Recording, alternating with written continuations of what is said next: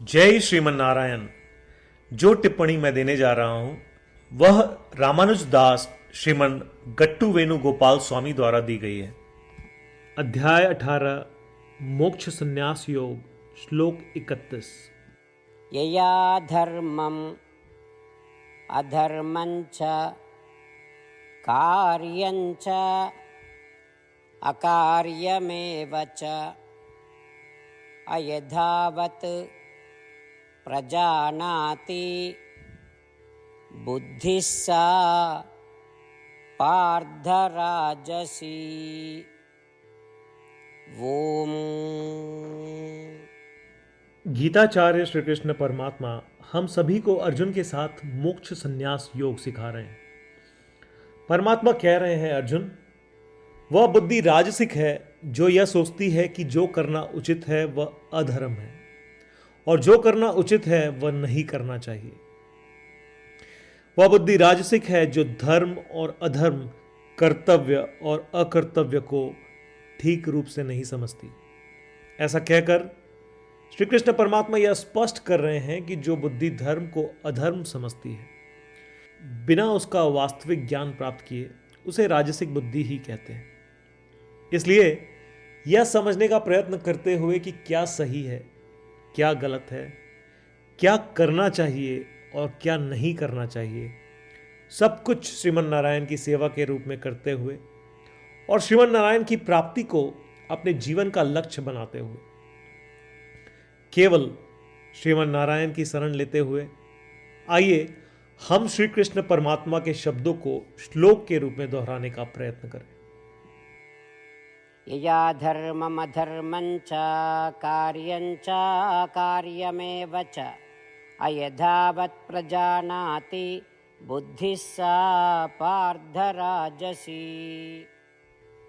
श्रीमद् भगवद गीता का संपूर्ण सार श्री कृष्ण परमात्मा द्वारा अध्याय 18 श्लोक 65 से 70 में 8 कार्य करने के लिए दिया गया है।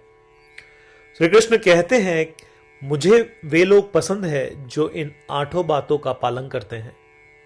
मैं उन भक्तों की हर प्रकार से रक्षा करूंगा। श्री कृष्ण परमात्मा द्वारा बोली गई संपूर्ण भगवद गीता को सुनने के बाद अर्जुन कहते हैं, करिष्ये वचनम तव, जिसका अर्थ है, कृष्ण, मैं वैसा ही करूंगा जैसा आप कहेंगे।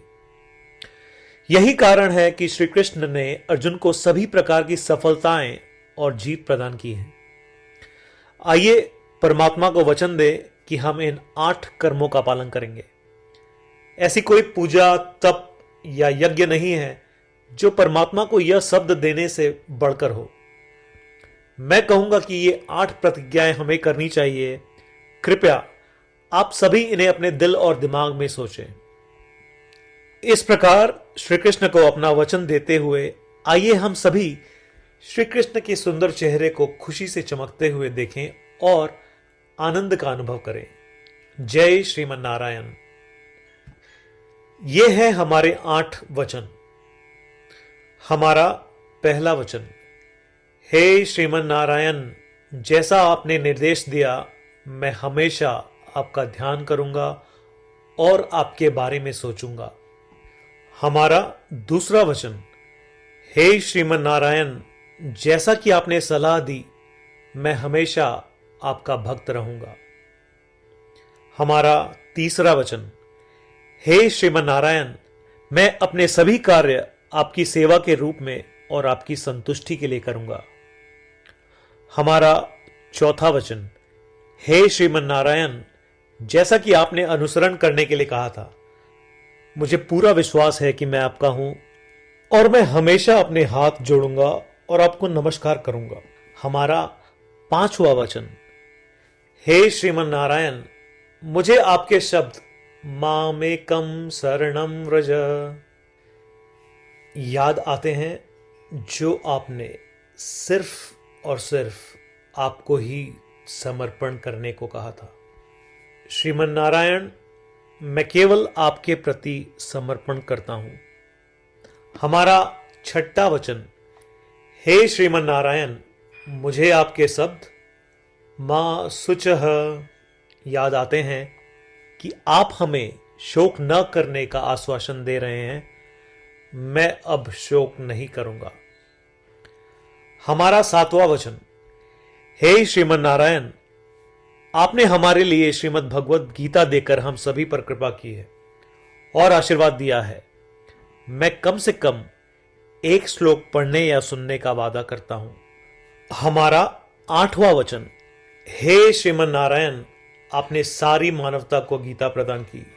मैं गीता में आपके दिव्य शब्दों को उन भक्तों तक फैलाने का प्रयास करूंगा जो गीता से अपरिचित हैं। हमने अभी अभी परमात्मा को 8 वचन दिए हैं। प्रतिदिन श्रीमन नारायण को यह वचन देना कि हम वैसा ही करेंगे जैसा वे कहेंगे, अपने आप में एक महान पूजा है। आइए हम उसे अपने अटल विश्वास के साथ अपना वचन दें। श्रीमन नारायण करिष्ये वचनम तव, जिसका अर्थ है, श्रीमन नारायण, मैं आपके निर्देशों के अनुसार कार्य करूंगा। सर्वम श्री कृष्णार्पणमस्तु। जय श्रीमन नारायण। यया धर्मम् अधर्मञ्च कार्यञ्च अकार्यमेव च अयथावत् प्रजानाति बुद्धिः सा पार्थराजसी। ॐ यया धर्ममधर्मञ्च कार्यञ्च कार्यमेव च अयथावत् प्रजानाति बुद्धिः सा पार्थराजसी।